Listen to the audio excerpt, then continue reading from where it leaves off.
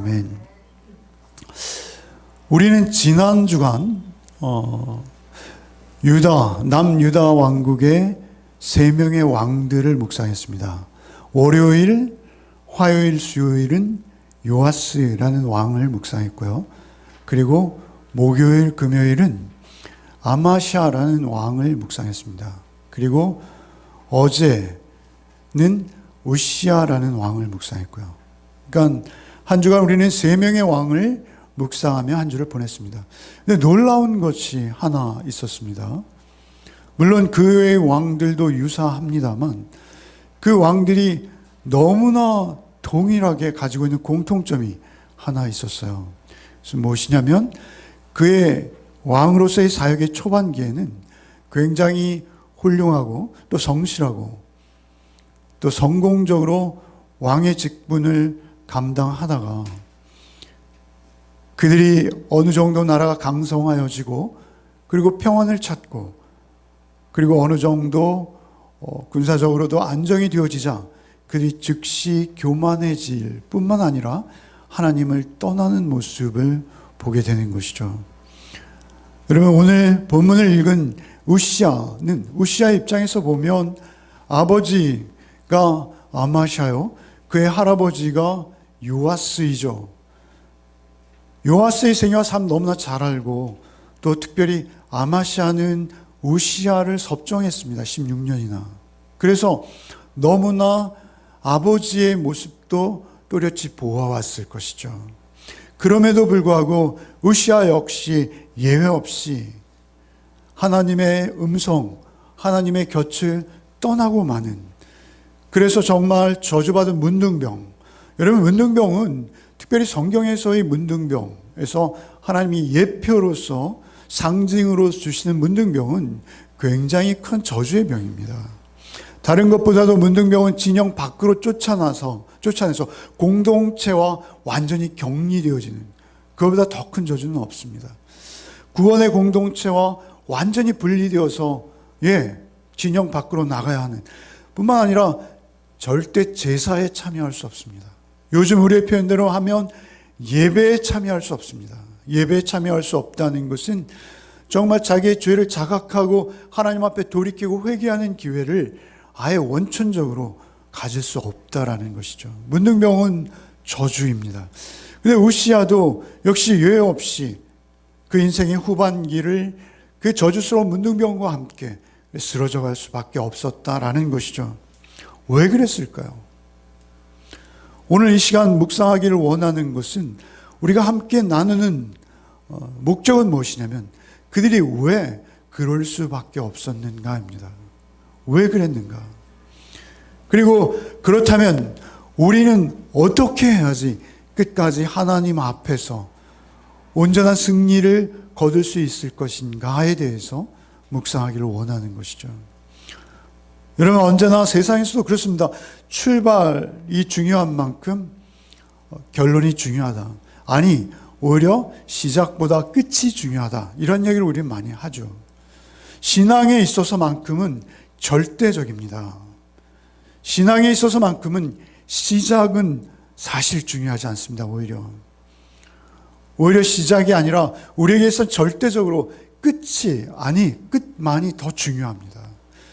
그렇다면 우리의 입장에서는 이 말씀을 절대적으로 우리가 새기고 이 말씀 안에서 우리의 길을 찾아야 되겠다라는 것이죠. 그런데 이 전체 3대에 걸친 할아버지, 아버지, 그리고 그 아들 때 3대에 걸친 그들의 삶의 특징과 그들의 잘못을 한 절에 요약해 놓은 절이 오늘 본문입니다. 사실 일부에서는 한 절만 읽었습니다만 오늘 우리가 너무나 오늘 김현수 집사님께서 찬양 인도하시면서 너무나 단순한 사실, 생명 주께 있네. 여러분, 결국 그거죠. 그런데 중요한 것은 25절을 통해서 좀 더 구체적으로 우리가 그 상황을 알아가자라는 것이죠. 25절을 다시 한번 우리 한번 같이 읽어보겠습니다. 5절이죠. 5절 읽겠습니다. 하나님의 묵시를 밝히 하는 스가랴가 사는 날에 하나님을 찾았고 그가 여호와를 찾을 동안에는 하나님이 형통하게 하셨더라. 가장 중요한 단어가 뭘까요? 찾았고. 아멘. 설교가 필요 없어요, 사실은. 설교를 잘못하면 저를 지적하시고 혼내주십시오. 찾았고예요, 찾았고. 2번 반복되었죠. 그죠? 2번 반복된 내용이 뭐예요?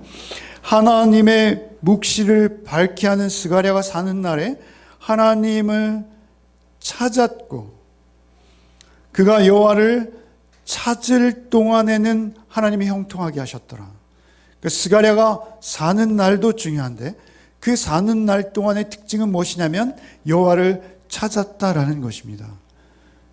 그리고 그가 여호와를 찾는 동안에는 하나님께서 그를 형통하게 하셨다라는 것이죠.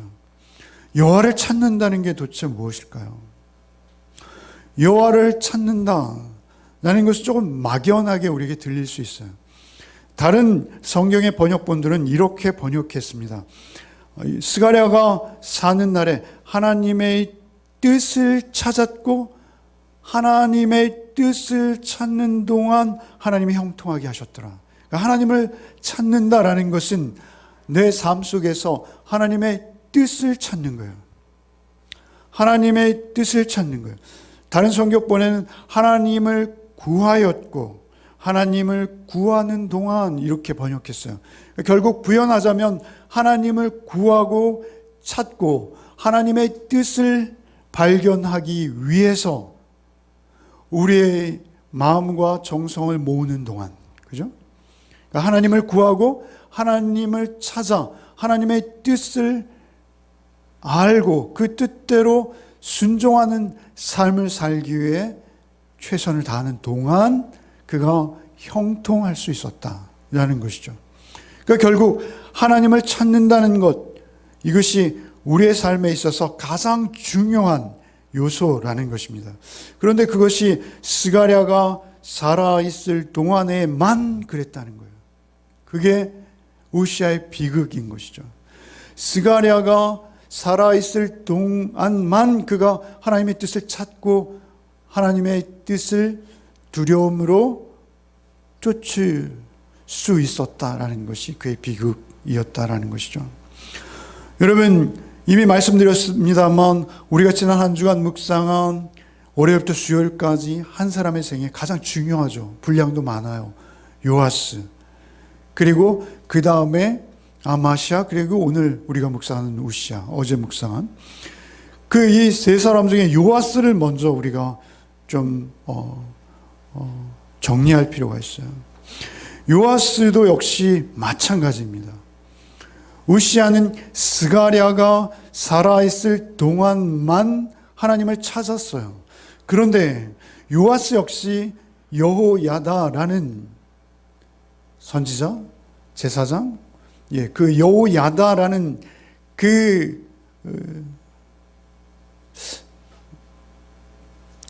조력자, 조언자, 어드바이저, 카운셀러, 영어 성경이 그렇게 표현했습니다만 그렇게 그런 조력자가 있을 때만 요아스도 역시 성공적인 왕직을 수행할 수 있었다라는 것이죠. 그런데 그 요아스가 결국 불행으로 접어드는, 그가 불행에 빠지는 그러한 계기가 있습니다. 그러한 계기는 역대 24장 17절, 지난주 묵상 말씀드려요. 그래서 너무 지난주의 말씀의 반복이다 여기지 마시고 우리가 한번 깊이 좀 생각해 보자는 것이죠. 17 여호와 역대하 24장 17, 18절 한번, 그 시간 좀 작은가요? 한번 같이 읽겠습니다. 24장 17, 18절만 읽겠습니다. 여호야다가 죽은 후에 유다 방백들이 와서 왕에게 절하매 왕이 그들의 말을 듣고 그의 조상들의 하나님 여호와의 전을 버리고 아세라 목상과 우상을 섬겼으므로 그 죄로 말미암아 진노가 유다와 예루살렘에 임하니라. 그러니까 사실은 요아스는 굉장히 선한 왕이에요. 남유다를 위해서 너무나 훌륭한 일들을 많이 감당해냈음에도 불구하고 거의 종교 개혁을 이룬 훌륭한 왕입니다. 하나님 앞에 정직히 행한 왕이에요. 그럼에도 불구하고 그가 반역에 의해서 백성들의 손에 죽임을 당합니다. 그 이유는 무엇이냐면요, 17절부터 시작되는 거예요. 17절에 뭐라 하세요? 여호야다가 죽은 후에, 오늘 본문 우리가 읽은 본문에는 스가랴가 죽은 후에죠. 근데 오늘 요아스의 경우는 여호야다가 죽은 후에 유다 방백들이 와서 왕에게 절함에 왕이 그들의 말을 듣고, 더 이상 여호야다가 있을 때는 그가 하나님의 음성을 듣고 있었어요. 그런데 이제 여호야다가 죽자 마치 그 죽음을 기다렸다는 듯이 방백들이 찾아온 거예요. 그리고 그 방백들의 말을 듣기 시작하는 거예요. 이제 더 이상 하나님의 음성이 들리지 않는 거예요. 그리고 방백들의 말을 듣고, 왕이 그 방백들의 말을 듣고 18절에 그의 조상들의 하나님 여호와의 전을 버리고, 그리고 아세라 목상과 우상을 섬겼으므로 그 죄로 말미암아 진노가 유다와 예루살렘에 임하니라.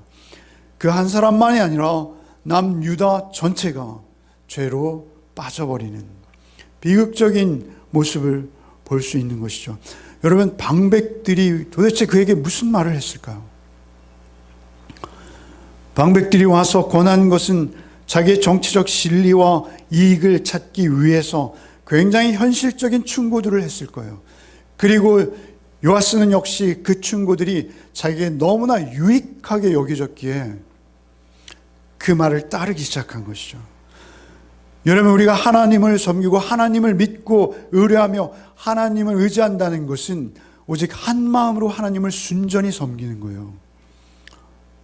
두 마음으로는 할 수 없는 거예요.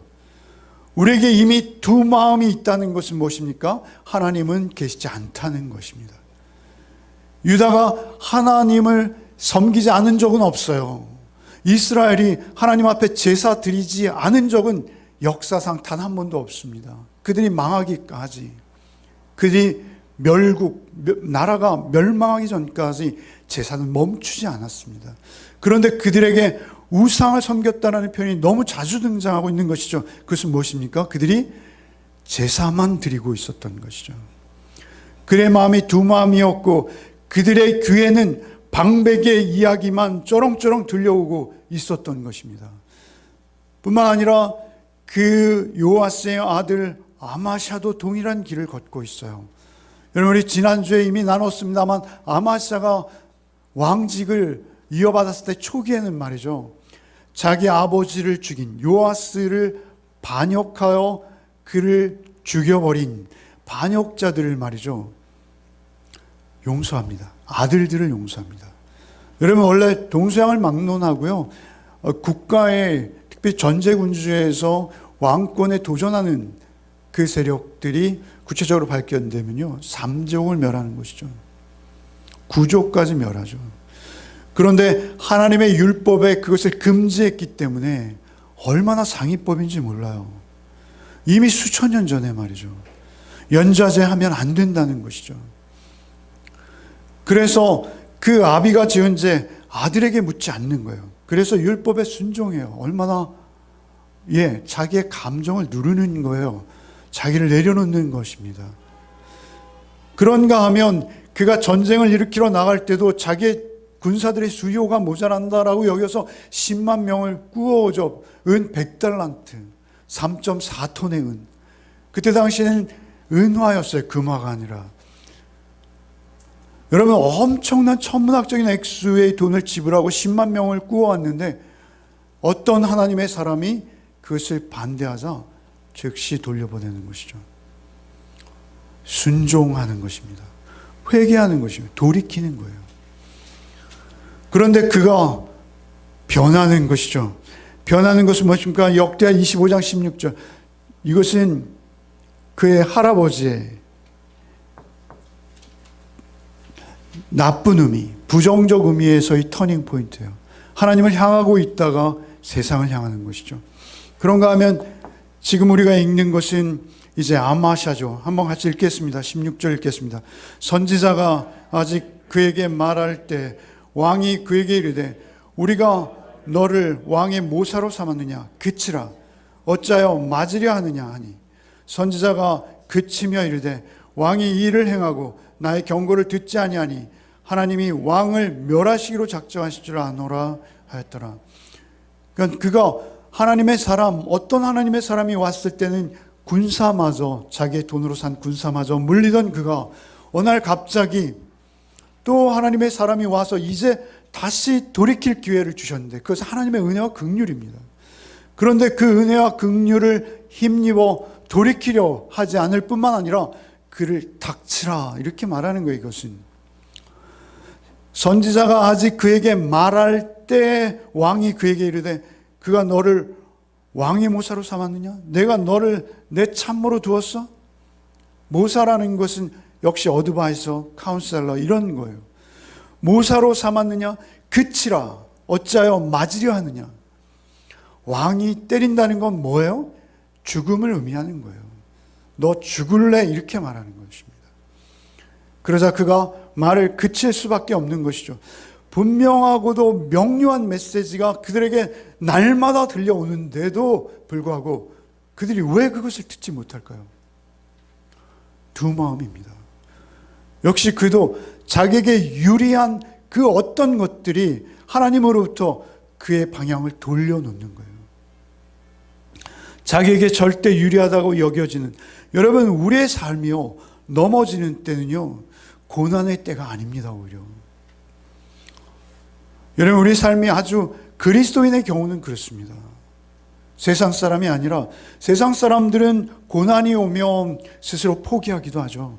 그러나 우리 그리스도인들은 오히려 고난이 오면 하나님께 더 나아갈 수 있습니다. 하나님께 더 기도하고 간구하고 찾고 두드릴 수 있습니다. 그러나 여러분 평안하고요 모든 것이 다 잘 되어지고요 뭔가 내 뜻대로 되어지고요 내가 계획한 것들이 제대로 성취가 그렇게 착착 되어지고요 그럴 때 우리는 내가 주인이 되는 것입니다. 내가 나의 모든 의사결정과 판단의 주인이 되는 거예요. 나의 말과 나의 행동, 나의 삶의 모든 선택들이 오히려 하나님을 떠나는 거예요. 그것이 교만입니다. 교만. 여러분 오늘 본문이 있는 그 밑에 16절에 말이죠.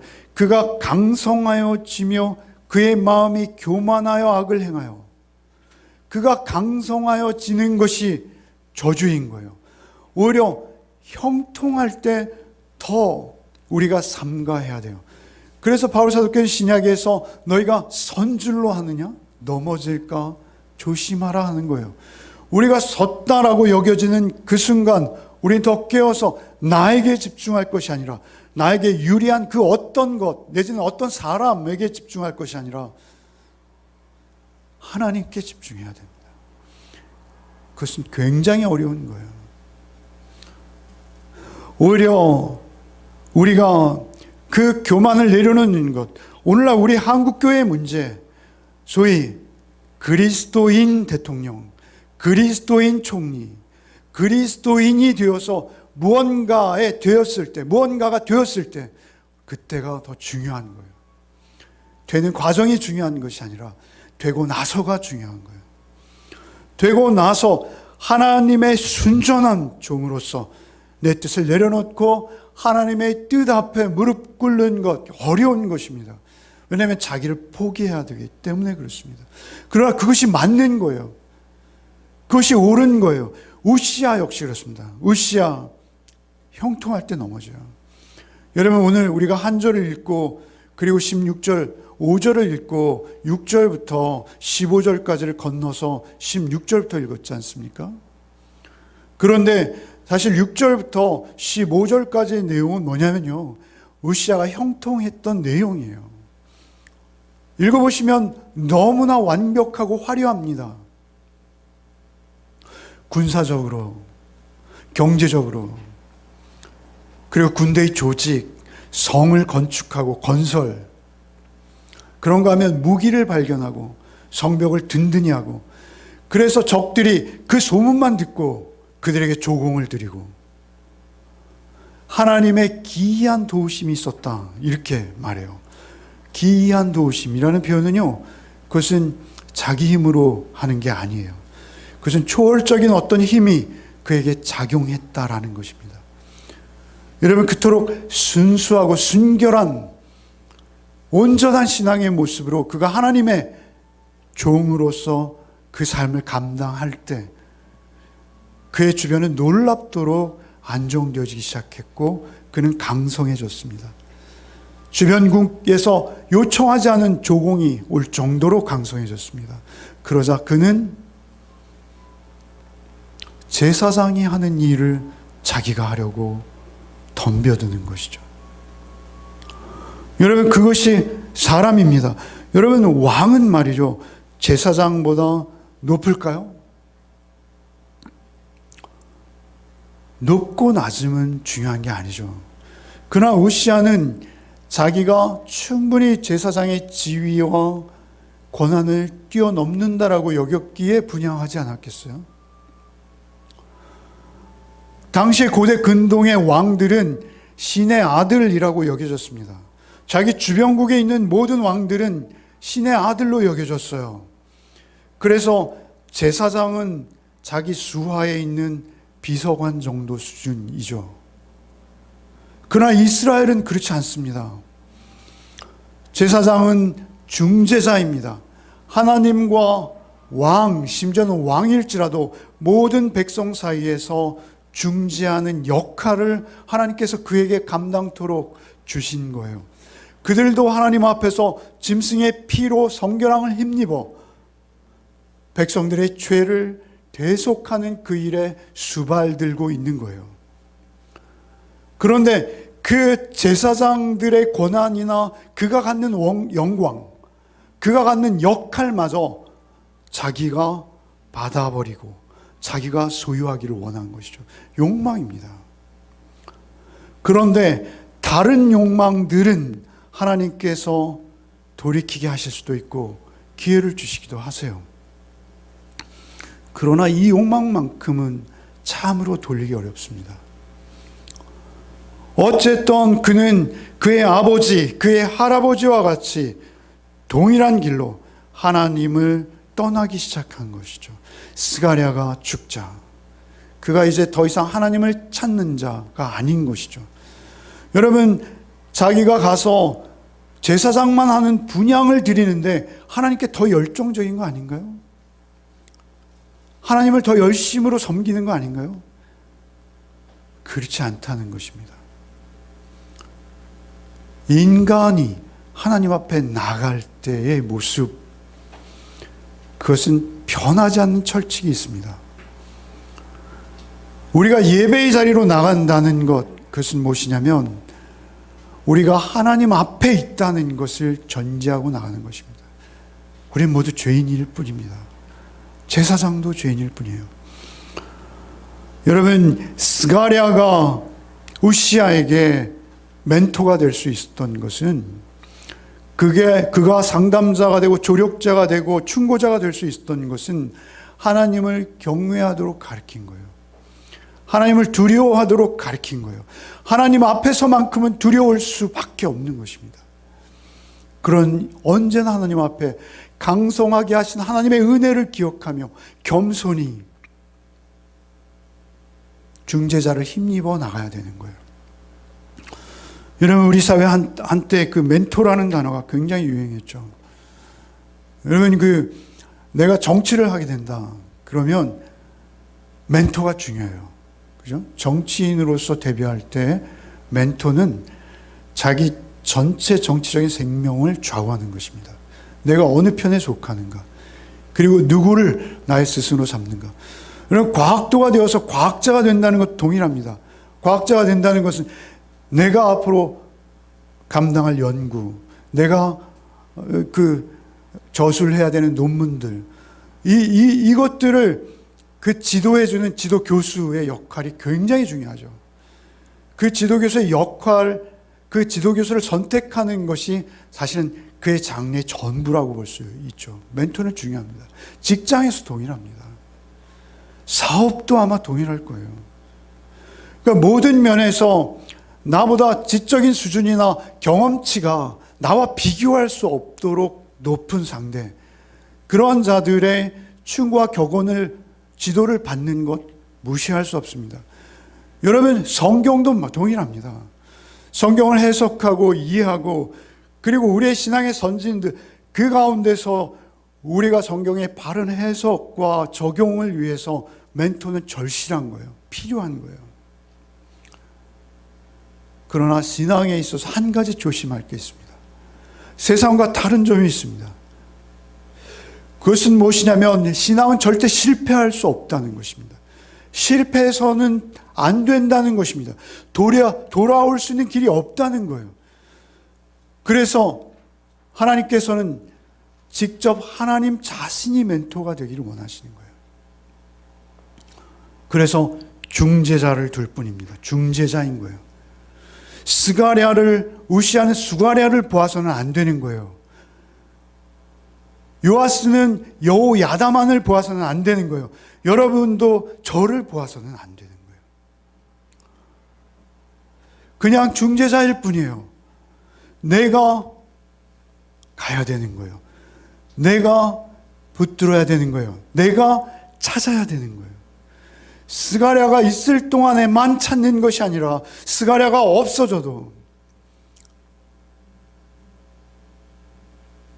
여러분, 그 조력자가, 그 충고자가 직장이건 어디에선 사업에서 사람이 우리를 끝까지 성공으로 인내할 수 없다는 것입니다. 세상에서 그럴 수 있습니다.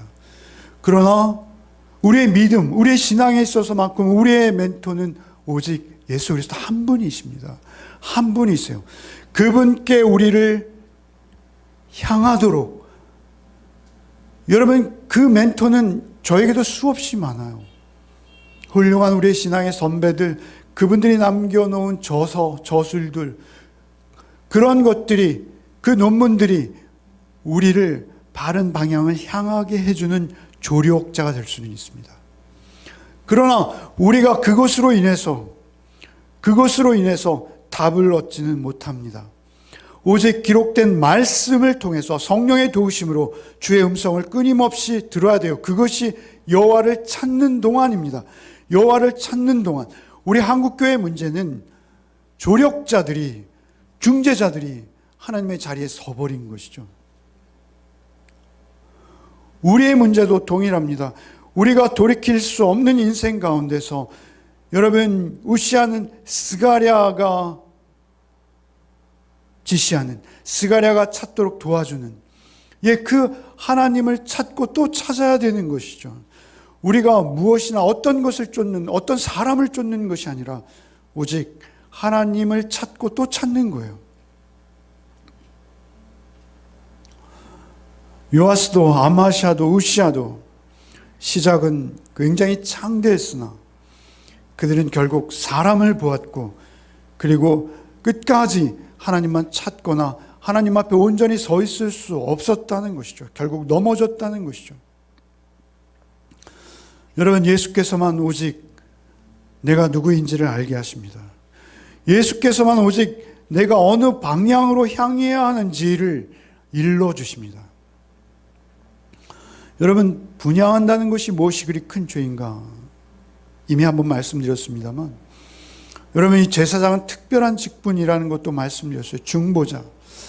여러분, 이 중보자가 우리의 카운셀러예요. 언젠가 제가 보혜사를 설명드렸죠. 보혜사라는 건 우리를 돕는 자라고 말씀해요. 우리 옆에 서 있는 분, 항상. 그분이 나의 중재자가 돼서 내가 죄인이기에 그분을 통해서만, 그분을 중재자 삼아서만 우리는 하나님을 찾고 구하고 하나님의 임재 앞에 나갈 수 있어요. 하나님의 임재 앞에 나갈 수 있는 길은 오직 그분 홀로만 감당하실 수 있는 거예요. 디모데전서 2장 5절, 하나님은 한 분이시오, 또 하나님과 사람 사이에 중보자도 한 분이시니 곧 사람이신 그리스도 예수라. 그분이 사람이 되어서 우리에게 찾아오신 중보자이세요. 그러나 그분은 죄가 없으세요. 그분은 하나님의 독생자이세요. 그런데 우리를 찾아오셔서 짐승의 피로 말미암지 않고 당신의 피로 우리를 하나님 앞으로 인도하신 거예요. 여러분, 그 예수 그리스도를 예표하고 상징하는 제사장, 그 제사장을 밀쳐내고 자기가 가서 분향한 거예요. 그것은 그냥 분향한 것 그 자체가 아니라 하나님을 경외하지 않은 거예요. 하나님을 모르는 거예요. 여러분, 오늘 본문에 하나님을 스가랴가 사는 날에 하나님을 찾았고 하나님의 묵시를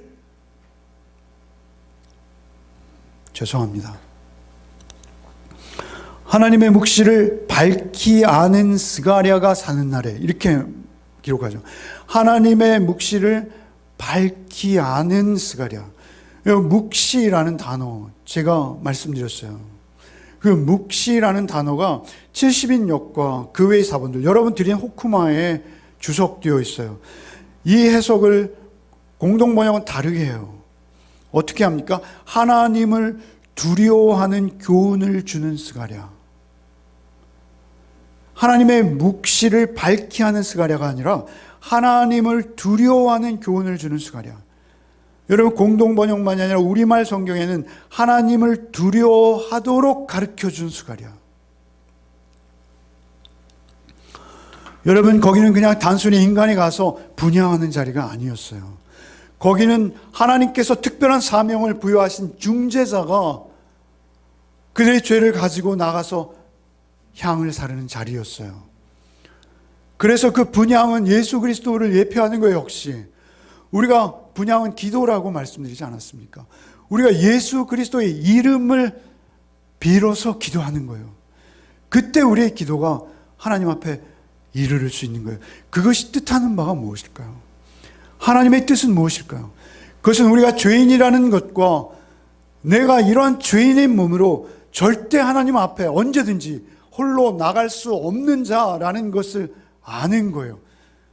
하나님의 영광은 오로지 하나님의 것이요, 내가 그 하나님의 영광을 힘입어 하나님의 영광스러움 앞에 예수 그리스도를 피의 은혜의 도움을 받아 하나님 앞에 나가는 거예요. 그것은 하나님의 뜻 안에서만 이루어져야 하는 거예요. 하나님의 절대 공의와 사랑을 우리에게 가르치신 예수 그리스도, 그 예수 그리스도의 피로만 되는 거예요. 여러분, 성경에는 이런 예가 굉장히 많아요. 제가 그날 이날 이것을 묵상하면서 베레스 우사 얘기를 드렸죠. 베레스 우사는 우리가 설교할 때 주인공으로 주일을 한번 나눈 적이 있어요. 그죠? 우사가 왜 저주를 받습니까? 왜 우사가 베레스 우사가 됩니까? 그것은 그가 하나님의 영광을 차지한 거예요. 중재자의 영광을 빼앗으려는 거예요. 여러분, 사울이 말이죠. 사무엘이 늦게 오자 대신 제사를 드립니다. 적들이 막 쳐들어오는데 하나님의 은혜 없이는 이 전쟁에 이길 수 없는데 그 은혜를 구하기 위해서 사무엘이 안 오자 왕인 자신이 직접 제사를, 화목제와 번제를 드리죠. 화목제와 번제는 제사장이 드리도록 되어 있어요. 하나님께서 그렇게 한정지어 놓으신 거예요. 그런데 그 앞에 그냥 나가서 죄된 몸으로, 여러분, 그건 저주입니다. 중재자 없이 하나님 앞에 나가는 것은 저주인 것이죠. 하나님께서 사울을 버리십니다. 사무엘이 왕이 망령되이 행하였으므로, 왕이 망령되이 행하지 아니었다면 당신의 왕위가 영원하였을 것이나 당신이 망령되이 행하였으므로 당신의 왕위는 빼앗아 다른 이에게 주게 될 것이다 라고 사무엘의 선언을 듣죠. 여러분, 사울이 왕좌에서 밀려난 것은 우시아가 밀려난 것과 동일합니다. 여러분, 우리가 잘 아는 미리암이 있죠. 미리암, 문둥병과 관련해서 미리암이 모세를 질투하죠. 모세가 제사장입니다. 당시로서는. 그런데 미리암이 이렇게 말해요. 여호와께서 모세와만 말씀하셨느냐? 우리와도 말씀하지 아니하셨느냐? 미리암의 불만은 왜 너만 맨날 앞장서야 되는 거야? 나도 그 자리에 충분히 서. 그것이 고라당의 반역과 다르지 않아요. 언제나 중재자 앞에서, 그 예수 그리스도를 예표하는 중재자 앞에서 우리는 두렵고 떨림으로 하나님을 경외함으로 나가야 돼요. 그것이 우리의 가장 기본적인 태도예요. 그것을 잃어버리면 우리는 하나님 앞에 나가는 것 자체가 저주가 되는 거예요. 여러분, 예수께서 내가 길이요 진리요 생명이니 나로 말미암지 않고는 아버지께로 올 자가 없느니라, 이렇게 말씀하시는 거예요. 길이요 진리요 생명이라는 의미가 뭐예요? 나로 말미암지 않고는 아버지께로 올 자가 없느니라가 더 핵심인 것이죠.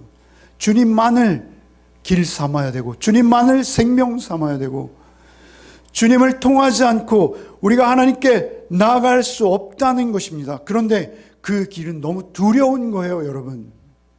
하나님의 아들이 날 대신해서 죽은 것이 어찌 두렵지 않습니까? 여러분, 하나님의 아들이 내 죄 때문에 피 흘리신 것이 어찌 두렵지 않습니까? 여러분, 우리 그리스도인은 기본적으로 십자가 안에서 산다는 것은 늘 두렵고 떨림이 우리 가운데 있는 거예요.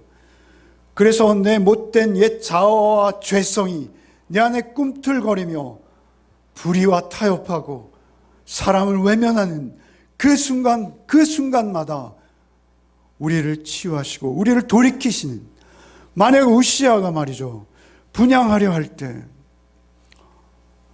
제사장의 권위를 받고 돌이켰다면, 여러분 여기 18절 19절을 한번 보시죠. 우시아의 터닝 포인트예요. 우시아에게도 기회가 있었어요. 한번 같이 읽겠습니다. 시작.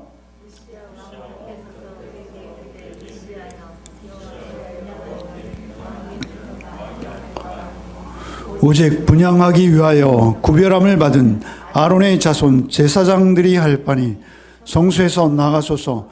왕이 범죄하였으니 하나님 여호와께서 영광을 얻지 못하리이다.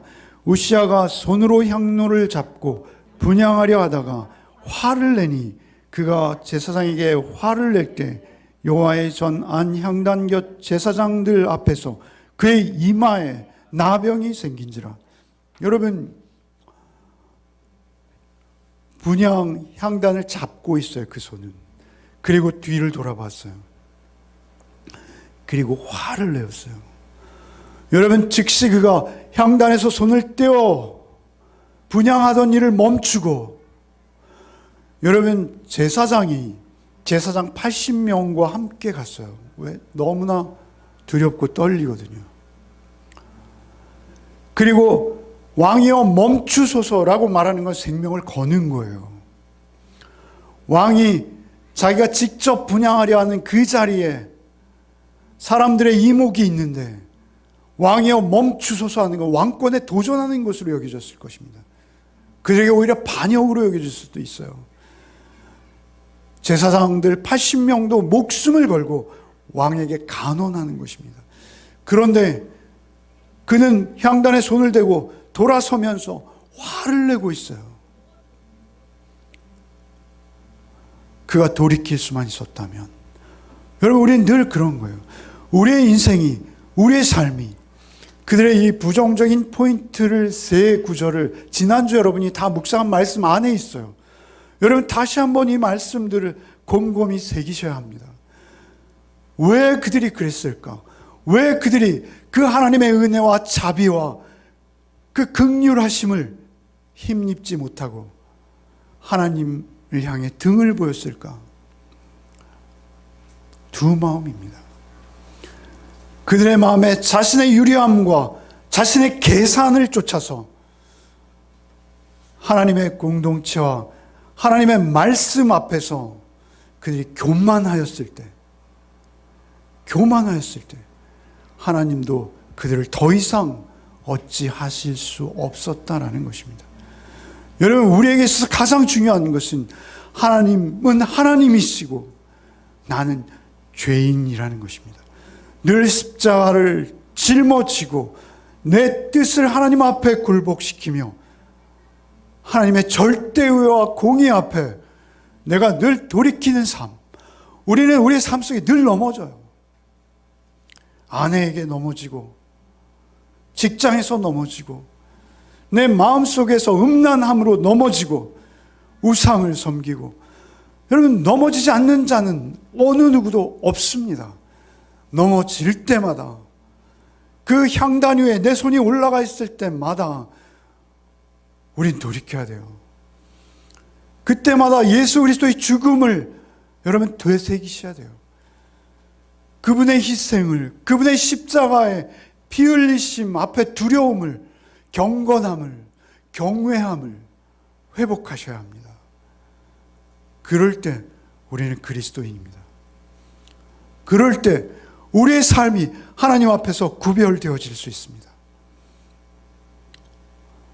여러분의 마음과 여러분의 생각으로 무언가를 독단하지 마시고 늘 하나님 앞에서 묻고 하나님의 뜻을 구하고 찾는, 스가랴가 있든지 말든지 하나님 앞에서 하나님의 뜻을 구하고 찾고 하나님의 뜻이 분명하다면 내 뜻을 그 앞에 내려놓고 두렵고 떨림으로 하나님의 뜻을 향해서 여러분의 몸을 돌이키는 복이 날마다 있으시기를 바랍니다.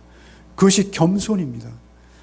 그것이 우리가 교만을 떠날 수 있는 유일한 길이요, 생명을 얻을 수 있는 유일한 출구라는 것을 잊지 아니하시고 이 복잡한 세상 속에서 또 한 주간의 삶을 승리해내시는 저와 여러분 되시기를 바랍니다. 주님, 참으로 놀랍도록 하나님께 은혜를 입고 하나님 앞에 정직히 행했던 세 명의 왕들을 우리는 한 주간 묵상했습니다. 그럼에도 불구하고 그들이 하나님 앞에 두 마음을 품고 자신의 유리함과 자신의 영광과 자신의 권리를 위해서 그들이 하나님을 향해 돌이킬 때 하나님 어떠한 일들이 있었던 것을 보았습니다. 주 우리를 긍휼히 여기시고 늘 하나님의 말씀 앞에서 하나님의 음성을 하루하루 주시는 말씀 앞에서 듣고 그 말씀 앞에서 우리 주 예수 그리스도께서 우리의 영원한 중재자이시오 나를 위해서 죽음까지 감당하신 주의 십자가를 붙들고 떠나지 않는 우리의 삶의 자리가 되게 하여 주옵소서. 한 주간의 삶 속에서도 오직 주님 안에서 구별되어진 온전한 삶을 살기 위해 몸부림을 그치지 않는 우리의 한 주가 또 한 주가 되게 하여 주옵소서. 오직 주님을 통해서만 아버지의 임재 앞에 나아갈 수 있다는 점을 잊지 않고 임마누엘 주님만을 붙들고 쫓는 또 한 주간 되게 하여 주옵소서. 언제나 넘어진 자리에서 겸손히 그리스도의 은혜를 구하고 붙드는 중보자의 은혜를 힘입는 한 주가 되게 하여 주옵소서. 예수 그리스도의 이름 받들어 기도하옵나이다. 아멘. 이제는 우리 구주 예수 그리스도의 은혜와 하나님 아버지의 아들을 내어주신 사랑과 성령의 교통, 감화, 충만케 하시는 은총이 오직 주의 긍휼을 힘입어 중보자 예수 그리스도의 은혜로 한 주의 삶을 작정하는 우리 가족들 위해 이제부터 영원토록 함께 계실지어다. 아멘.